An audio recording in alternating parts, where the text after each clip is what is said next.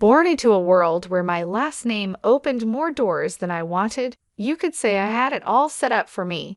My dad's the big boss of a company you've probably seen on the stock exchange screen more times than you've cursed your morning alarm. Yes, that kind of rich. But if you're expecting stories of a golden girl draped in designer clothes and sipping champagne for breakfast, you've got the wrong story. Me, I've always kept it real, with my feet firmly on the ground. Money is nice, sure, but it's not everything. I chose a different path, one that led me to places money can't buy and experiences no gold card can fetch.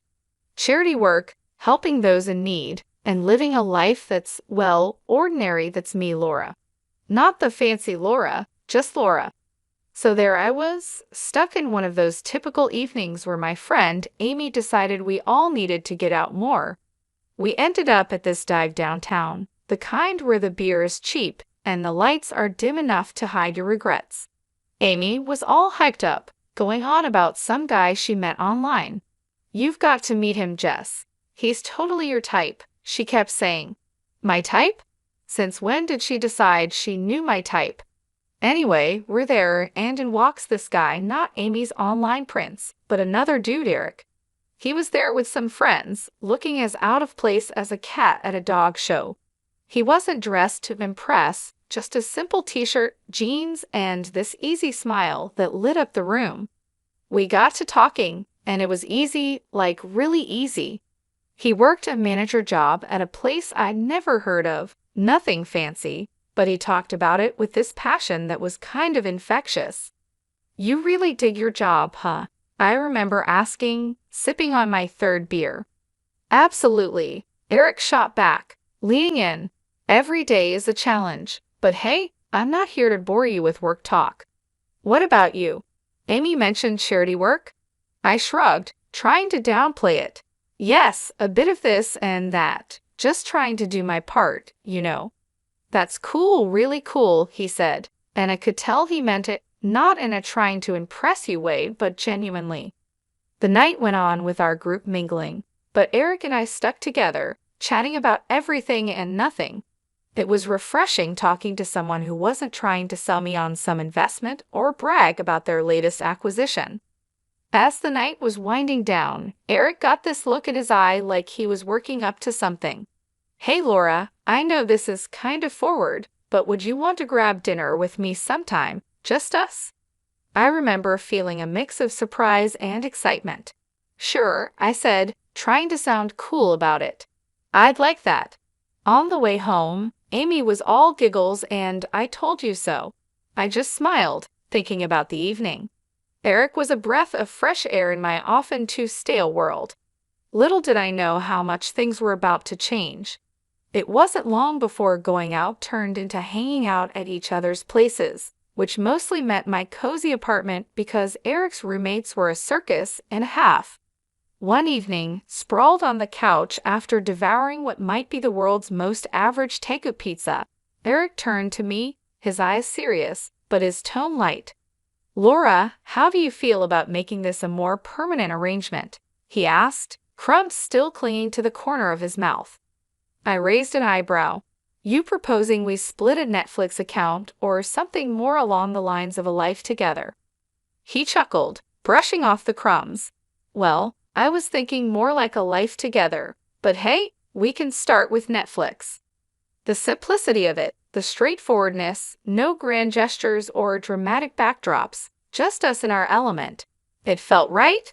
Eric, if you're asking what I think you're asking, yes, 1,000 times yes. And just like that, with the aroma of cheap pizza as our witness, we decided to tie the knot. It was swift, sure, but when you know, you know. Telling our families was the next hurdle. My folks, well, they've always been about the "as long as you're happy" mantra, but this was putting it to the test. Dad with his business empire and Mom the socialite, they had visions of me settling down with someone more in our circle. I broke the news over dinner, the fancy kind where you're not sure which fork to use for the salad. "Mom, Dad, I'm getting married to Eric." I said the words quickly, almost tumbling out. Dad paused, his fork midair. "Eric, the manager guy?" "Well, That's quick. Mom simply smiled, but it was a bit tight. Dear, are you sure? This is rather sudden, isn't it? But I was firm. Yes, I'm sure. He's amazing, and we're really happy together. Their skepticism was clear, but so was their love. Well, if he makes you happy, darling. Mom conceded, and Dad nodded in agreement. Eric's parents were a whole different story. We went over to their place, a cozy little house that always seemed to smell like fresh cookies or something equally comforting. Kelly and Jason were as down-to-earth as they come, and they welcomed me like I had always been part of the family. Eric tells us you're setting a date. Jason asked, passing me a plate of those famous cookies. Yes, we're thinking sooner rather than later. A small ceremony, nothing fancy, I replied, trying to gauge their reaction. Oh, sweetheart, that's wonderful. We're just thrilled for you both. Kelly beamed. Their warmth was enveloping, a stark contrast to the cautious optimism of my own parents. It was clear right from the start that our worlds were different, but the common ground was the genuine happiness for me and Eric. When planning the wedding, we were on the same page. Keep it simple, keep it us. A small ceremony, close friends and family, and an open bar because, as Eric put it, if we're doing this, we're making sure everyone's having a good time. And that's how it went down. A swift engagement, not because we were rushing, but because everything just clicked into place. Amid the whirlwind, there were quiet moments, looks shared between us that said, we're doing the right thing. And we were. We really were. Living with Eric started off as everything I'd hoped for and more. We were like two peas in a pod, making our little corner of the world in that cozy, modern apartment I had rented. It was ours, filled with love, laughter, and a ton of take-out containers because, let's face it, neither of us were winning any awards in the kitchen. It wasn't long before I started noticing how Eric's parents, Kelly and Jason, had this way of dropping hints about things they liked or needed whenever they came over. At first, it was subtle, almost cute. Oh, Laura, that's a lovely coffee maker. Must make mornings a breeze, Kelly would say, eyeing our shiny new appliance with a gleam in her eye. Or Jason would remark, this sofa is just divine. Our old one's been giving me a right pain in the back, you know. Wanting to be the good daughter-in-law, I took note of these little hints. I'd surprise them with gifts here and there, a coffee maker for Kelly, a comfortable new sofa for their living room, and so on. Their initial reactions were always the same, a mix of surprise and a little bit of guilt. Oh, Laura, you shouldn't have. This is too much, Kelly would exclaim, her hands fluttering to her chest. But you know, humans are funny creatures. Give them an inch and they'll take a mile. Those initial protests faded away, replaced by a growing list of subtle hints that were about as subtle as a brick through a window. Dinner at your folks' place was lovely, dear. Did you see that new TV they have? Crystal clear. Ours is practically ancient. Eric would relay his parents' latest comments, oblivious to the change in their tone. One evening, after I had just dropped a not-so-small fortune on a fancy new TV for them, Eric and I were curled up on the couch, my head resting in his lap. They really love the TV, babe. You're amazing, he said, his fingers running through my hair. But I felt the weight of their expectations starting to press down on me. Eric, do they expect us to keep doing this? It's getting a bit much, don't you think? I asked. He paused, his hand stopping mid-stroke. What do you mean? They're just happy, that's all, he replied. Happy or taking advantage. I pushed back, sitting up to look at him. It feels like we're their personal shopping service.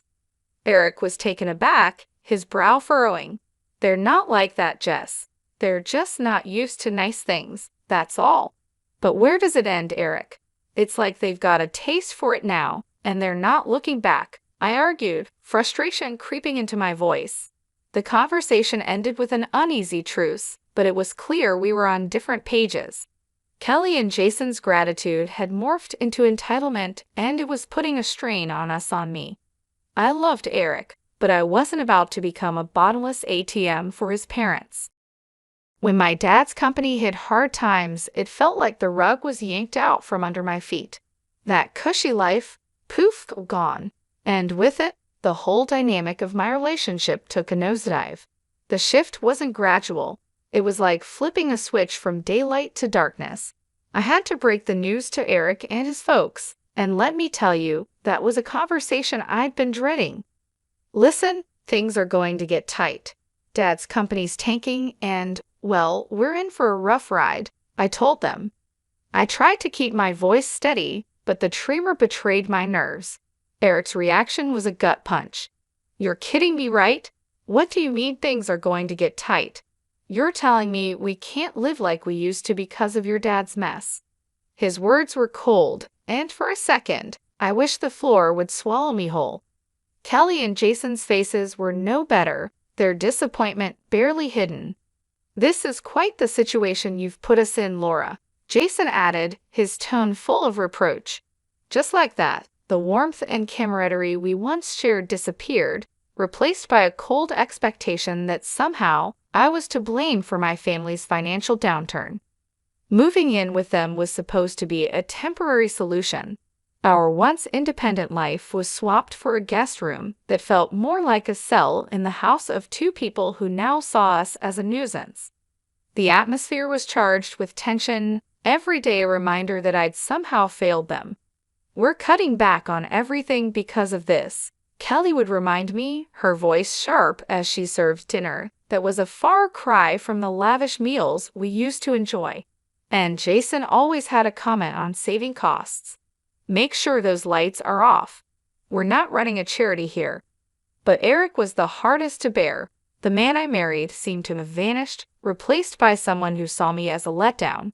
Can't you do something? Talk to your dad? It's like you don't even care we're living like this. He'd snap, anger flaring over the smallest things. Our conversations, once easy and filled with future plans, were now minefields. Every word I said was a potential trigger for another outburst. I thought marrying you meant security, not this struggle, he'd throw at me during arguments, his words slicing through me. It was clear we weren't just dealing with financial stress. This was a test of our relationship, revealing true colors under pressure. I was stuck in the middle, battling the disillusionment from my husband and his parents while grappling with my own sense of failure.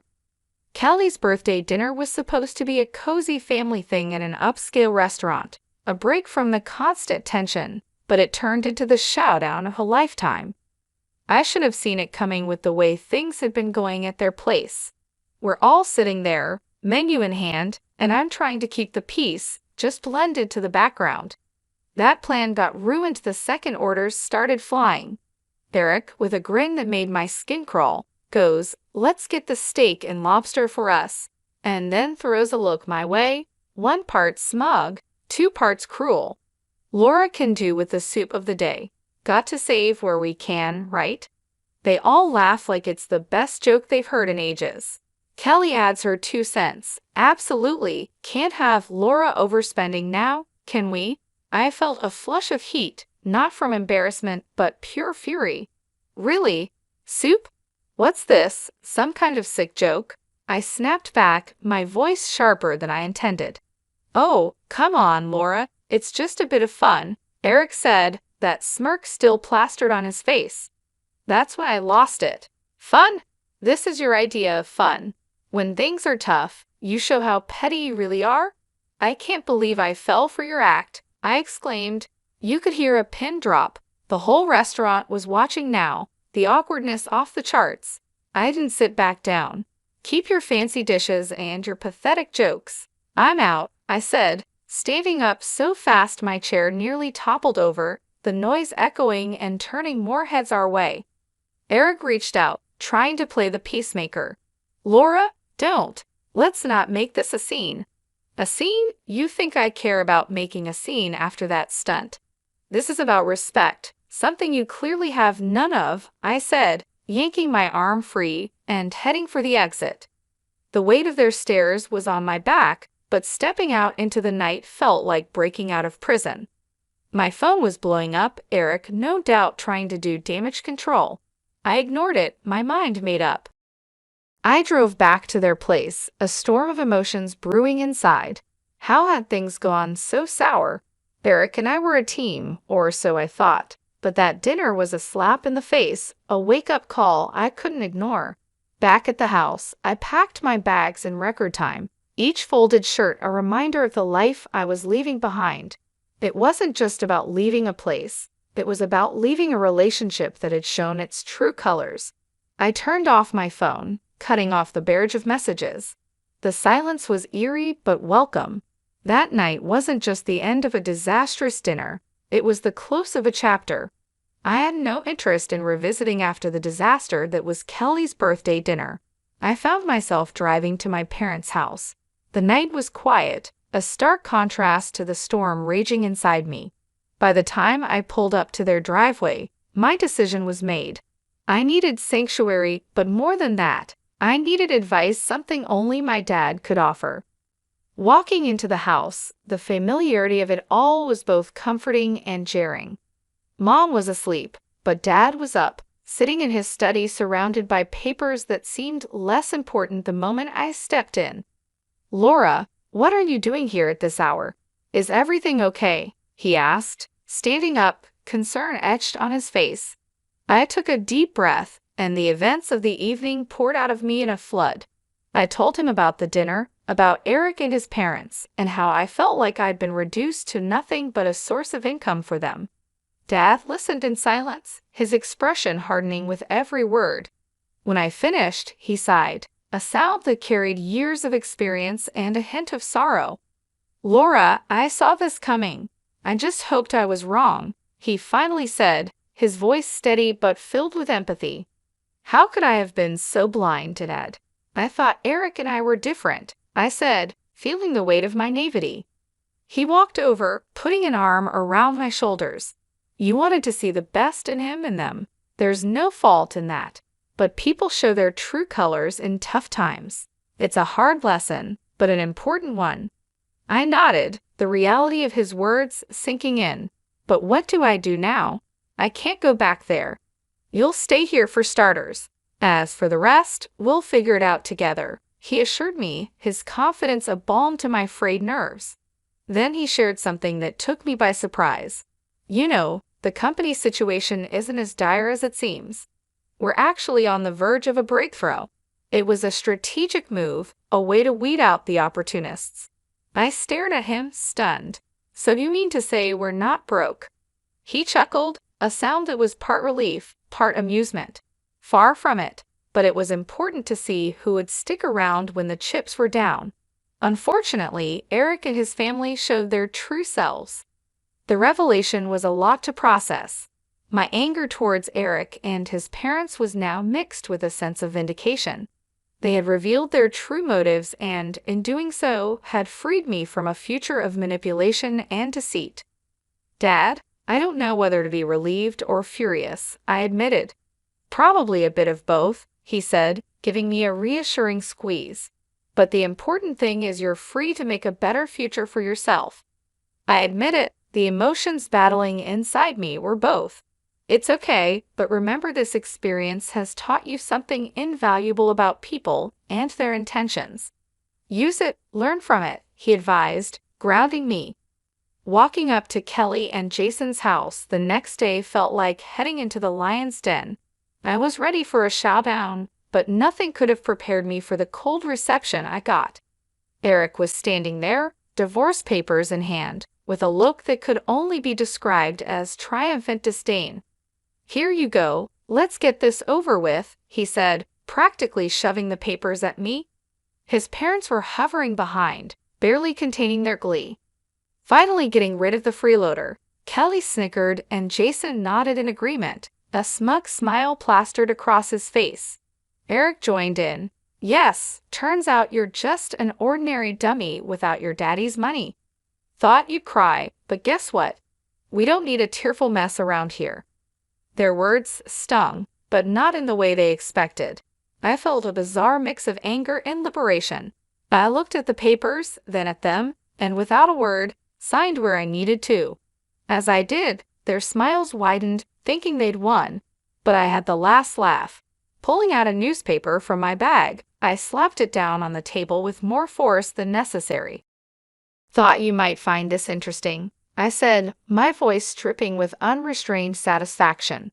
The headline screamed about my dad's company making a monumental comeback, profits soaring higher than ever. Watching their faces drain of color was a sight I'd pay to see again. Kelly and Jason's smugness vanished, replaced by shock, then desperation. Eric's arrogance crumbled, leaving him looking like a child who just lost his favorite toy. Kelly suddenly switched gears, stepping towards me with arms wide open.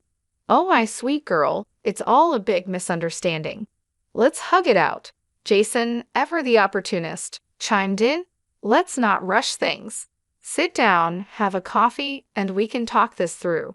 And Eric, oh Eric, he was the picture of regret. "I was wrong, okay. We can fix this. I want to make everything right, please."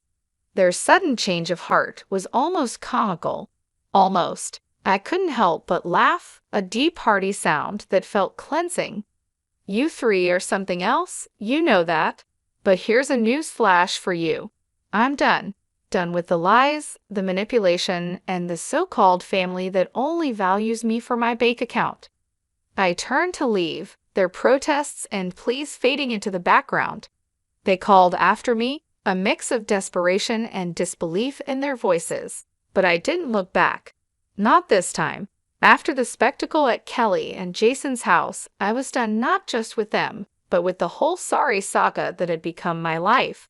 I needed a fresh start, a clean slate. So I took some time at my parents' place, getting my head and heart back in the game. One afternoon, a couple of weeks after the divorce was finalized, I was out for coffee with Amy, my ever-supportive friend who had been there through it all. "Girl, you look like a weight's been lifted," she commented, sipping her latte. I laughed, feeling lighter than I had in months. "You have no idea. It's like I can finally breathe again," I said. Amy leaned in, her expression turning serious. "So what's next for you, Jess? You have a clean slate now." I thought about it, stirring my coffee absent-mindedly. "I'm not sure, but I'm excited to find out. Maybe I'll travel, pick up some of the charity work I had to put on hold. As for love," I paused, giving her a rueful smile. "I think I'll give that a miss for a while. Just make sure you're doing what makes you happy, okay? You deserve it after all that drama," she said, reaching over to squeeze my hand. "Thanks, Amy. That's the plan." Not long after that conversation, my phone started buzzing with calls and messages from Eric. He was pleading, saying he had changed, that we could start over. His parents even got in on the act, sending messages filled with apologies and invitations to talk things over. Sitting in my room, phone in hand, I couldn't help but laugh. The sheer audacity was almost admirable. Almost. I typed out a response, one I've been mulling over for days. "Eric, moving on means moving forward, not going back to what broke you. I wish you all the best, but this is where our path ends for good. Take care." Hitting send felt like closing the final chapter of a book I'd been stuck in for too long, and just like that, I was ready to start writing a new one. The next few months were a blur of activity. I threw myself into my work, took up volunteering with a vengeance, and even booked a solo trip to a place I'd always wanted to visit. Life was full, and for the first time in a long while, it was fulfilling too. One evening, sitting on a balcony overlooking a bustling street in a far-off city, I felt a sense of peace and excitement for the future. I was ready for whatever came next. I realized I'd found what I'd been searching for all along: peace. The drama, the heartache, the betrayal, it all seemed like a distant memory. My phone buzzed with a new message, but this time it was from a number I didn't recognize. Hesitantly, I opened it. It was from someone I'd met during my travels, someone who made me laugh and think in equal measure. "Hey Laura, how about dinner when you're back? No expectations, just food and good company." I stared at the message, a smile slowly spreading across my face. Maybe it was time to open my heart again, but on my terms, at my pace. I looked at the text and replied, Yes, hitting send before I could second guess myself. Looking out at the city lights, I felt a sense of excitement for the future. I had moved on, not just from Eric and his family, but from the person I was when I was with them. I was stronger, wiser, and ready for whatever came next.